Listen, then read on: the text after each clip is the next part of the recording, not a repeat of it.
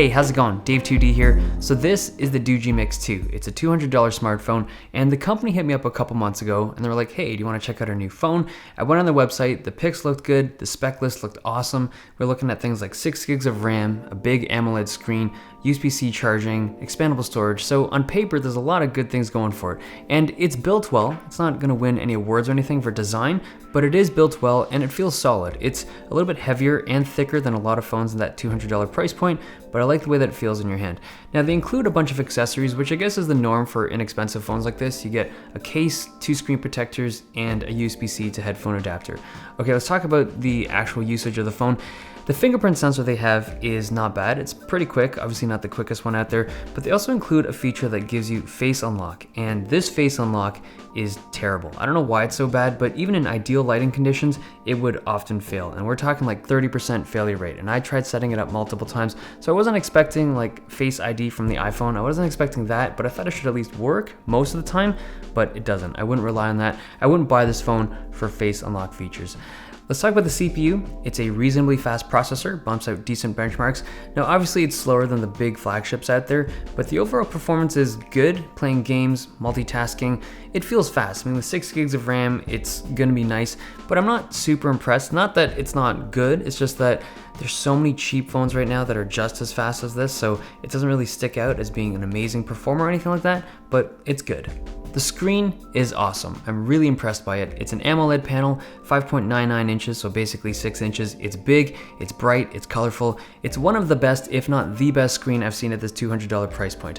That being said, I feel like I need to give some kind of disclaimer or warning. If you go on the website, the renders make it look like this completely bezel-less phone. I mean, look at this thing. What are they doing? They're using these white highlights or these reflections to disguise what the actual screen edge looks like. Those images are so heavily enhanced that when I got this thing and I pulled it out of the box, I thought they'd sent me the wrong one. I was like, this looks nothing like what the images on the website looked like. So be aware that it's still a decent looking phone, but the renders are lies.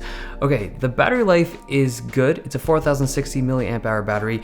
It's bigger than a lot of other phones, but the battery life is just good. It's not amazing or anything. And this thing does not support quick charging of any sort. So it's a full 3 hours, actually a little bit more, to charge this thing up from 0 to full, which is a long time.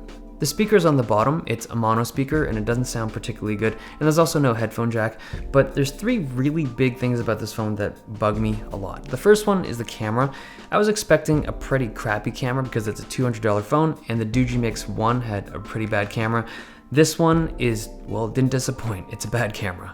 The daylight photos are okay. You need to have a really steady hand though because there's no image stabilization, but the low light photos are basically unusable. We saw stuff like this in the Doogee Mix 1 and they haven't really changed all that much. But the thing that I found really weird is that there's 2 cameras on the back, but the second one isn't used for telephoto or monochrome or anything that I could find. I'm not even sure what the second camera is here for. I hope to hell that it's not some kind of dummy camera, but regardless, image quality is not good on either of the cameras in the front or the back. Well, the front camera has a wide angle, which is kind of neat, like if you're into wide angled selfies, but again, image quality is not great. The other thing that really bugs me about this thing is call quality, and that's something that's pretty important for any kind of phone.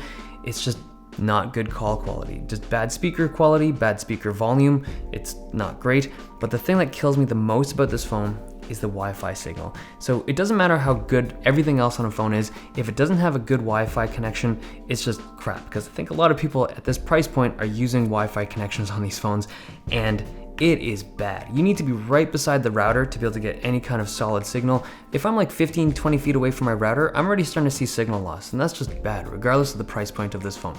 So here's the deal. This phone has one really impressive feature. It's the screen. It's a really, really nice looking screen. If that's all you care about, then sure, go for this. But I think for most people, there's better ways to spend $200 on a phone. Okay, hope you guys enjoyed this video. Thumbs if you liked it, subs if you loved it. See you guys next time. You know what? I'll put some suggestions for other phones that I've tested out. Never did reviews for them, but other phones that I've tested out in this price range that I think are a better pickup. Okay, I'll link those below.